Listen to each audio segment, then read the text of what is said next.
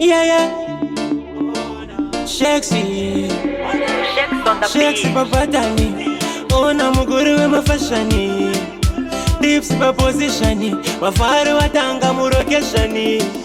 Yangova yerere. Unoroba ka sexy unokona kamese kabadaira.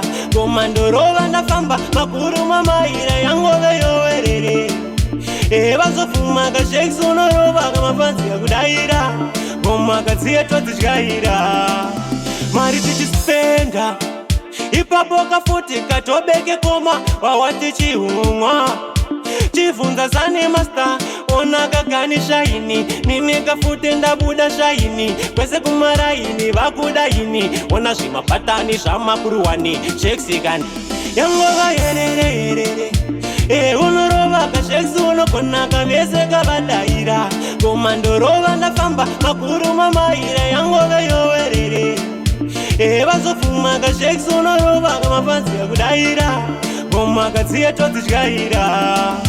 Chenzo akadoni isusu pano tauya kakuzongo simbisa chete kadansi. Pano pamuzanzi atizi kudaka zviye zvekanzi. Chinzo akamugoma wangu teri kanzi. Papo tapinda tospenda chipansi. Ai wewe patanira netsa kakaka kwese. Kutaka vanhu kunge yerere. Unoroba ka sexy unokona kamese kabadaira. Komandoroba ndafamba makuru mamaira yangove yowerere. Bazofuma ka sexy unoroba kama fancy ya kudaira. Goma kaziye totishgaira.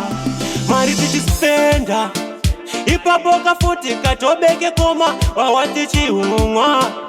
Chifunza sane master ona kakani shaini. Nini kafute ndabuda shaini. Kwese kumaraini vakudaini. Ona shima patani shama kuruwani. Sheksikani yangova yerere.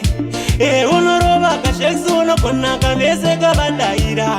Komandoroba ndafamba makuru mamaira yangove yowerere. Bazofuma ka sexy unoroba kama fancy ya kudaira. Goma kaziye totishgaira. Yangova yerere. Unoroba ka sexy unokona kamese kabadaira. Komandoroba ndafamba makuru mamaira yangove yowerere. Bazofuma ka sexy unoroba kama fancy ya kudaira.